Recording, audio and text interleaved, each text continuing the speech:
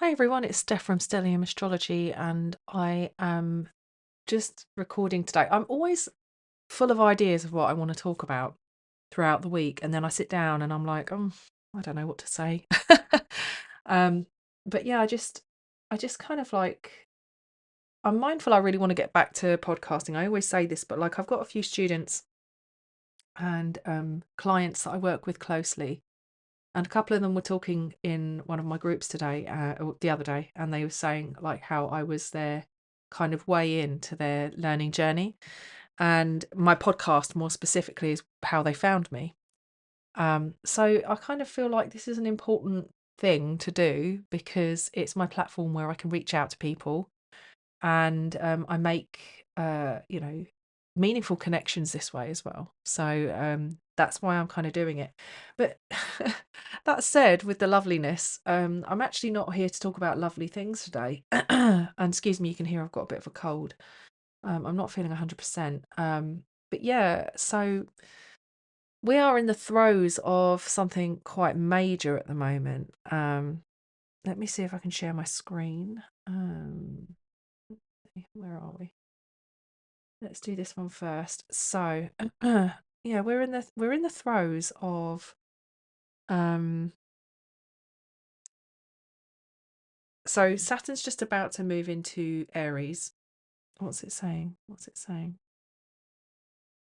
There we go.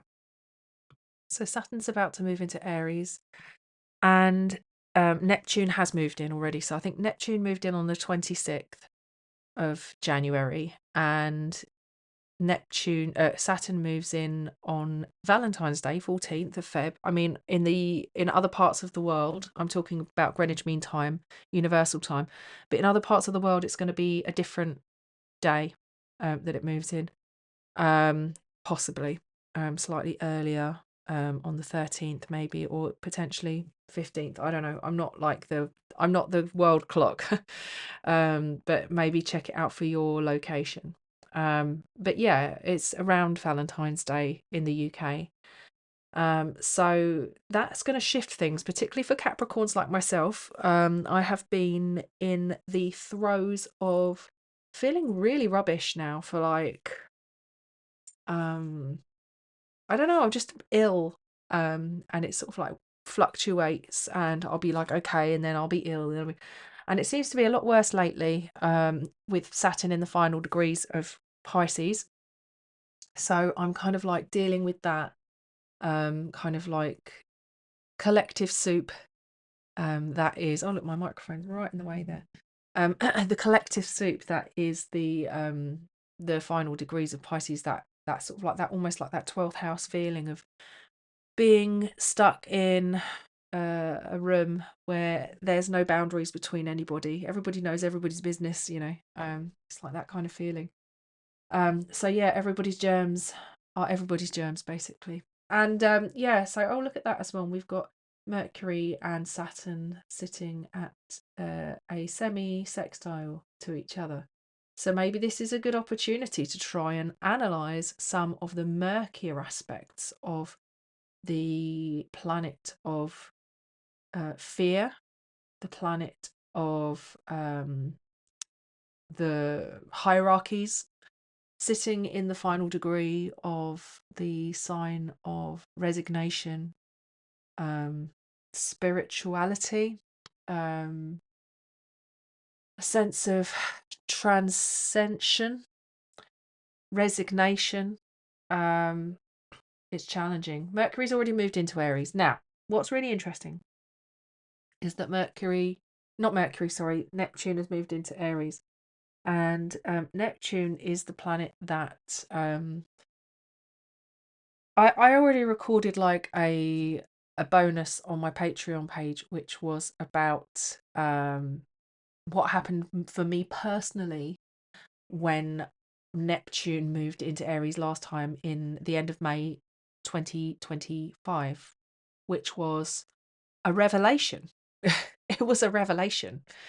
Um, and there's a fixed star that sits at 0 Aries. I believe it's 0 at the moment. And it's moved a quarter of the way round the zodiac from 0 Capricorn, approximately 6,243 years or something. I can't really remember when it was. Maybe we can have a look and see by searching for it. But essentially, the last time there was a Saturn-Neptune conjunction at 0 degrees of Aries, I believe that Saturn and Neptune were sitting.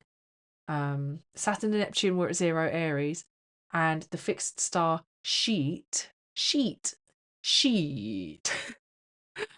It's spelled Scheat, I think. Sheeeet. Anyway, I like to call it Sheeeeet. That star has moved. It's precessed from 0 Capricorn all the way around to 0 Aries in like 6,000 odd years. And the last time this exact conjunction happened at 0 Aries was that long ago. So it's literally taken, it's like a quarter move round. So this is like it's almost like this is like a new moon. Think of it like moon phases, because this is the first degree of the zodiac. And if it takes 6,000 odd years for that fixed star to literally go round um, the wheel and be at 0 degrees of a sign of the cardinals, then it is returned. So we are kind of at a point of closure, and it's in every sense, it's the ending of a huge cycle. It's the ending of a cycle. You think of it like the new moon being the ending and the beginning. This is what this Saturn-Neptune conjunction is for humanity now. If I put 0 Aries on the ascendant as well, oh gosh, go away. Screen is glitching.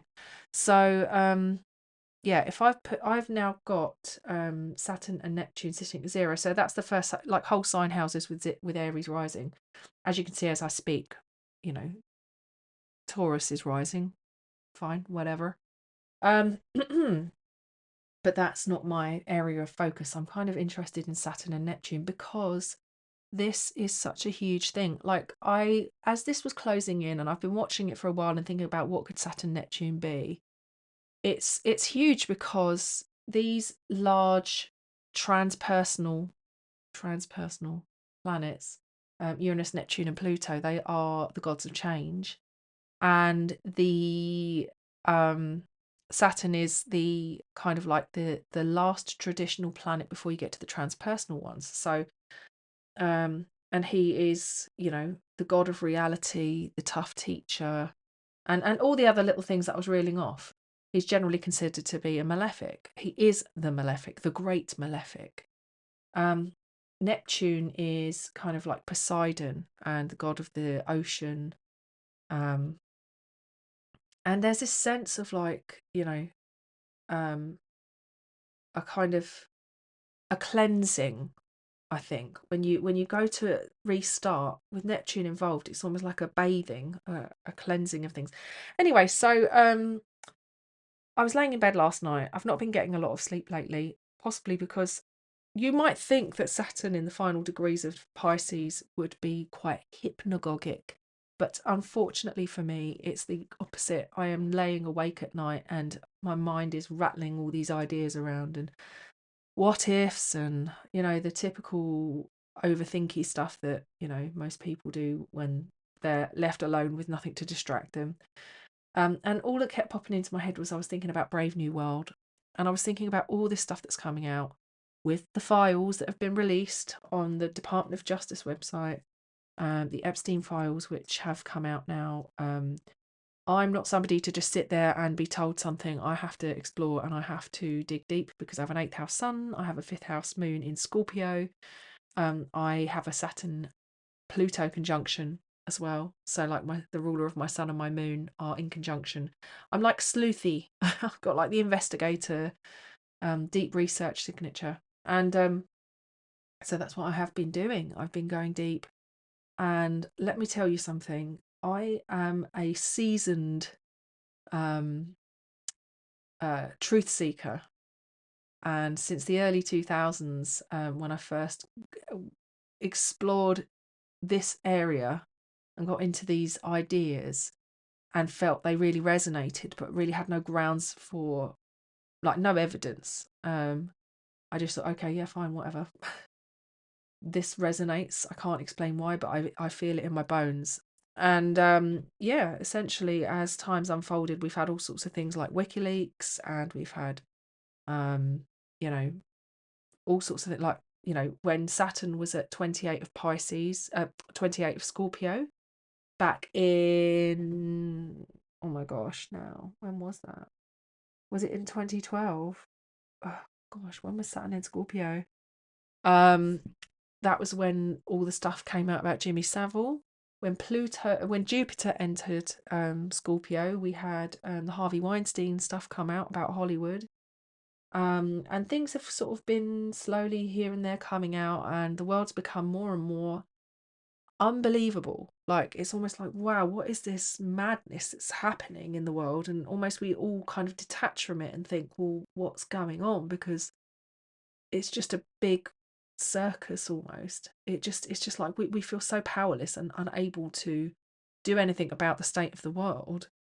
Um, and it seems to be that the true most terrifying ideas about half of these things that I was reading about back in the early 2000s are actually it's all in the Epstein files. It's all there. So I am not going to explain what I've seen in the Epstein files. If you want to go and have a look for yourselves. But it is not good. It is not good. It is keeping me awake at night. And yeah, I guess really the truth is, I'm looking at this Saturn Neptune conjunction. What my ideas about what it could be were, it was, I definitely had in my head child exploitation. Nothing about it screams child. Well, I suppose Aries is about children, because Aries is like, if we look at zero Aries, that is the point of entrance. It is the if we look at Pisces, we can think of it as like the birth canal, and then the entry point is zero Aries. It's like where the astrological new year begins, and Aries, the ram or the lamb, is basically like a sign for youth, for infancy. It's a sign for that kind of point in your life, but also that sense of innocence and fearlessness. And having this conjunction sit at this point in the zodiac, it highlights, I suppose, without me having really made the connection too strongly before, the connection to children and infancy. And actually, I was thinking more, I thought that a lot was going to come out about um people who have their families on YouTube and they are like exploiting their children. A lot about, I just thought a lot of it would be about that kind of thing, which a lot has kind of unfolded with that over the years. I don't think anything could quite prepare me for the fact they were actually going to release the Epstein files. I was kind of like in the belief that we would be in another kind of JFK assassination type thing where they'd be like, no, we're going to keep them locked for like 75 years or whatever. So the fact that they've been released is, like, in my mind, just mind blowing. But yeah, I was laying in bed and I was thinking Brave New World, Aldous Huxley, and just thinking back to like when we had the Saturn Pluto conjunction in 2020 and how I was reading 1984 and Wild Swans. That's tough. That's a tough read. It's a great book, but it's very tough. And just at the time thinking, God, why am I reading this stuff at this time? Like, it's so dark to be reading this during a pandemic. Um, but this, again, we have like Saturn in contact with Neptune. And you know what? With Saturn, Saturn is the final planet that we can see with our naked eye. And then beyond that, we have Uranus, Neptune, and Pluto. And all of those planets are like they have a kind of an anti-Saturn effect. Like, they are the antithesis of Saturn, in the sense that Uranus, it breaks, it shatters the Saturnian principle. Neptune corrodes, it erodes, it dissolves, and Pluto, well, it's literally, it destroys. There can be a framework left behind with Saturn, but it's only what's essential. It's almost like, not to want to use a horrible image, but let's not forget that Pluto was discovered around the time of the Hiroshima explosion bomb, and I think it was at 18 Cancer, which is interestingly where the IC is today, as I discuss. And actually Jupiter's around this point as well, really interestingly. So perhaps this is why things are so utterly explosive and earth-shatteringly shocking. But yeah, essentially, if you think about what a nuclear bomb can do, it can turn everything into dust. But there are some things that do get left behind. And you know what? Nature prevails, always prevails. It doesn't matter if it takes 30 years in universal terms, in cosmic terms. What is 30 years but the blink of an eye? It's not even the blink of an eye. It's a grain of sand in a giant cosmic sand timer. It's just a moment that moves. So yeah, I think that really the thing that's keeping me feeling grounded right now, and maybe maybe things will shift when Saturn moves into Pisces, Aries, but what's helping me to stay grounded at the moment is this sense that the war that is truly being fought right now is on our spirit. I mean, I know there's real wars, there's real bloodshed, there's real horrific, unnecessary, um, power imbalance, which is exploiting for their own gain, is the only way I can say it. The greed, the pure greed that's taken over these people. But the truth, how I feel the truth, is that we are. I saw a thing online saying that they had somebody talking about aliens. Like they've had somebody in touch with aliens, and they've translated what aliens describe humans as, and we are containers. And I'm like, whoa, containers, that's really dark as well. But it's more about the sense that we are literally here having a physical experience, and actually we are the containers of the soul.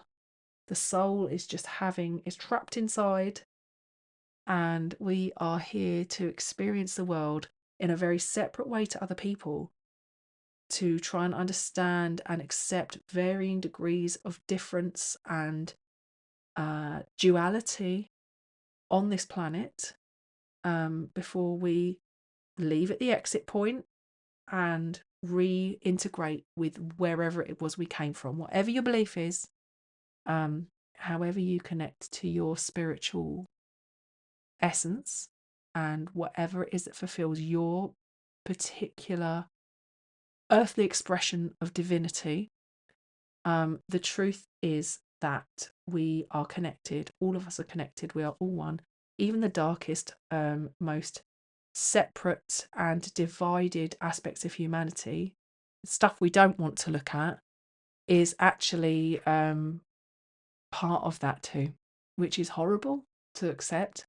To go a little deeper, be a bit more honest even, I had a very profound out-of-body experience in 2013. It changed my life completely. And during that experience, I connected with myself. Perhaps I'll record a separate thing. But yeah, I connected with myself as a higher consciousness, and people might have their opinions about what that was, but what truly happened was I had an opportunity to ask questions about humanity and what is going on, because back then I was lost and I was freaked out, because I was like, why on earth? It was when Saturn, I'm sure it was when Saturn was actually around 2013, 2014, maybe it was 2014, 2015, when the Jimmy Savile stuff was coming out, because this experience happened around my Saturn return. And so yeah, that was sort of 2012, 2013, early. Yeah. So yeah, I had an opportunity to ask questions about the darkness of humanity and why it exists. And I was told that the universe is literally light and dark, and without the light we cannot have the dark. So in essence, for us to exist, for consciousness to exist in its physical and etheric forms, we have to experience extremes, polar extremes in humanity, in the human expression, in life itself. Um, I guess that's made it easier for me to kind of integrate that knowing of why these dark principles exist. And it doesn't make it any easier for me to accept it, like as and I can't appreciate it. I can understand that almost it is a necessary part of existence. Um, I'm not making excuses for it. I'm not saying it's okay. I'm just saying it was an understanding that I reached through this experience that I had. I think, like, when we talk about out of body experiences or near death experiences, it was a very similar thing that I had. It was profound, and at that time I was having a lot of that. So that's a story for another time. But my point is that we are here having an extremely huge shift in consciousness and awareness on this planet. And I think it might be easy to fall down rabbit holes where you lose sight of the true importance of what's going on, which is that some people have lost their way and other people are here continuing with doing the spiritual work, doing the work that is. I saw someone saying this is such a cop out, people have to be held accountable. I completely agree. I want to see people being held accountable. I really do.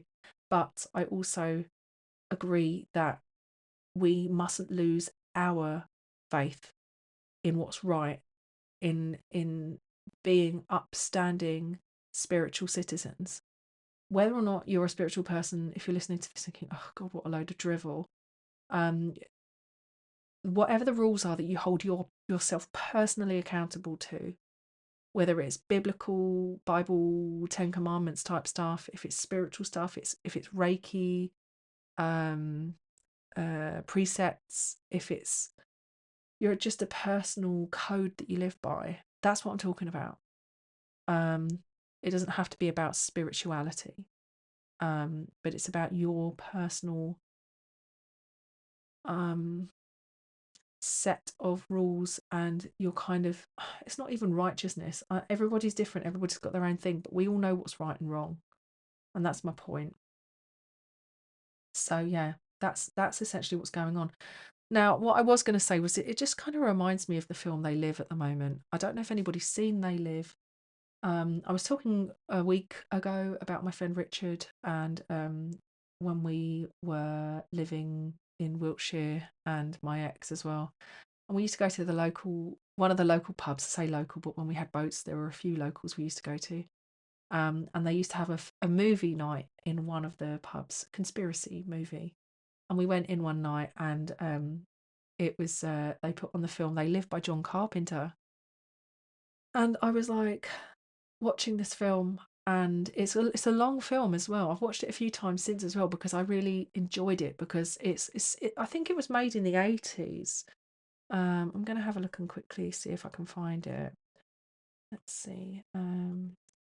They Live made. Oh, it says it's the 70s here. Oh no, it's 1988. Oh, well, this makes total sense. Okay, so I was looking at, so it's made, it was released on November 4th in 1988. So let's have a quick look, because I keep thinking this is so like They Live. It's the film, it's just exactly like it. So yeah, you've seen this now. I've just had this up for ages. So let's put They Live up. So let's create a new chart. They Live. Did I say 4th of November 1988? Well, I know that They Live. I'm just going to do 12 o'clock because, and I'm going to put Hollywood, um, because, yeah, I can be more specific. Oh, wow. So the ascendant for Hollywood, for a noon chart is 29 Capricorn. I'll tell you why that's important in a minute. Um, Sun Pluto conjunction on close to the midheaven at 18 degrees. Well, interesting, I'm talking about Scorpio and how Saturn moving through Scorpio and all of that stuff. Oh, loads of planets at late degrees of signs, Uranus and Saturn there. Saturn at 29 Sag, which means that it's currently sextile the position now. So it would have done a full return and then gone back to it's progressed onwards. 80s. Yeah. Now, oh my gosh, Mars at 0 Aries. Like, you can't make this stuff up. Astrology just blows my mind every time. Um, yeah, essentially, the Saturn Neptune conjunction happened 3 times in Capricorn in 1988. I believe. Is it 1988? Let's have a quick look and just see. Oh gosh, where's my? There it is. There's my mouse. So what am I looking for? Dynamic? No, I'm not looking for that. I'm just looking for the events. There we go. Saturn Neptune. Let's go back. Right, 1989. It was 3 times in 1989. So the Saturn Neptune conjunction happened 3 times in 1989. One on the 3rd of March, one on the 23rd of June, and one on the 13th of November. So this was just before that.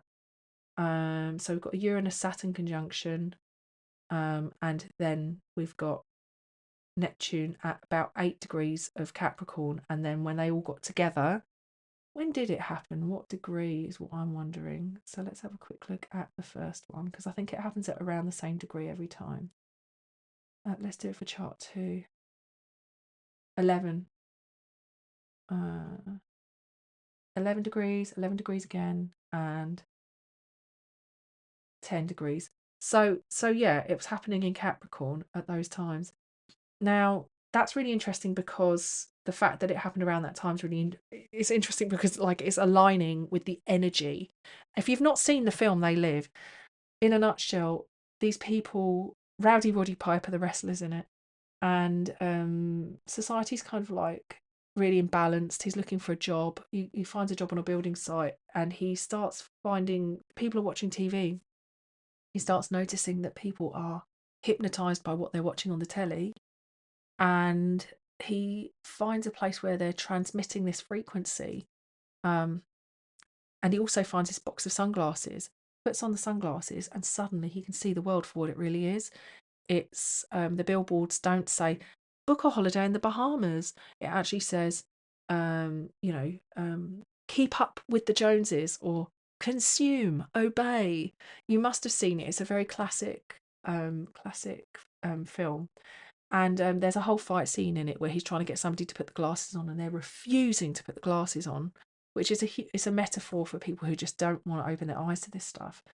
And yeah, the aliens are all like these like weird, like shrunken skin faces with big beady eyes. They have these watches that they communicate, like Apple watches, communicate with each other, so they can just talk to each other on the watches and go, oh, there's one that can see us. He can see us. Like the mask has slipped.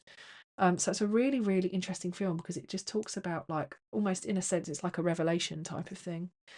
Um, so yeah, I really wanted to talk about that film because I just feel like I watched that film back in my days of hanging out in the West Country in Wiltshire.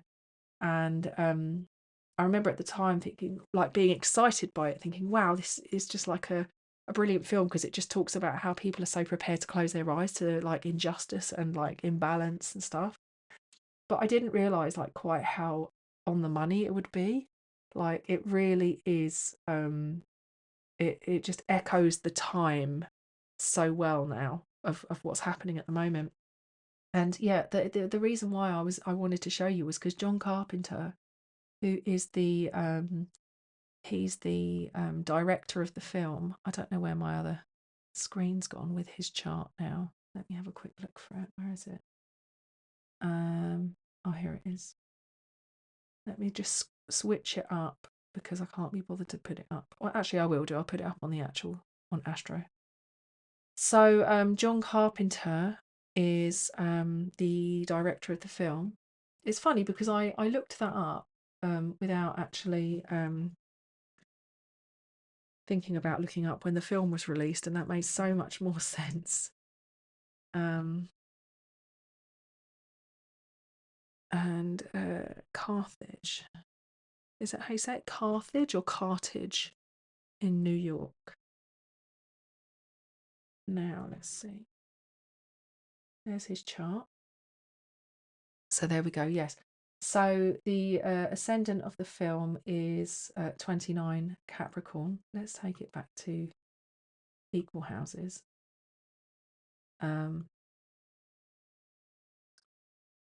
go away, stop it, please. So he has got Sun in Capricorn. So his date of birth is 16th of January 1948. And he's born at 9:50 Eastern Standard Time. So yeah, he's got his sun is in Capricorn at 25 degrees. Mercury is at 3 degrees Aquarius, which is where Pluto is at the moment. Let's just do a current chart for now, just because I think it will be even more interesting to look at. Yeah, look, Pluto's sitting on there at the moment. No wonder I liked it. I've got stuff in Aquarius. He's got Jupiter on his midheaven. So he was having Saturn moving over his midheaven as he was making this film. His ideas were being brought to fruition. What he'd be known for. He's known for like other films as well. I can't remember the names of them all now. There's loads of them, Halloween and stuff like that. But yeah, so oh look, he's a Saturn Pluto native as well. And yeah, I think, oh look, so here we go. So let's just the other thing was he's got, is it a Pisces moon? So what I found really interesting was he has got a Pisces moon and a Capricorn sun, and his film came out and it wasn't a big hit at first, but it then became big, and what had a cult following. And he's doing a Saturn Neptune storytelling, and he is Saturnian and Neptunian himself. He's also got, if you look, so it's like he's got Neptune sextile to Pluto, which is close to Saturn. It's flavored by Saturn as well. So it's like it's a great conspiracy signature, that is. But yeah, so I just wanted to share that because I just thought that was really interesting. Now let's put those up and let's move that out of the way. So there we go. There's they live, and current transits. So look, Neptune's at 0 Aries, and they lives, Mars is at 0 Aries as well. That's what is just mad to me. I just always find it really interesting when something like that lines up and it's like completely accidental.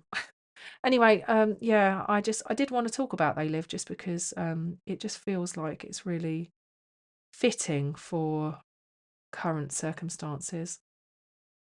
Anyway, I'm aware this has gone on for a while. Didn't mean for it to be a long one, but I never do I? I hope you guys are okay. Stay strong.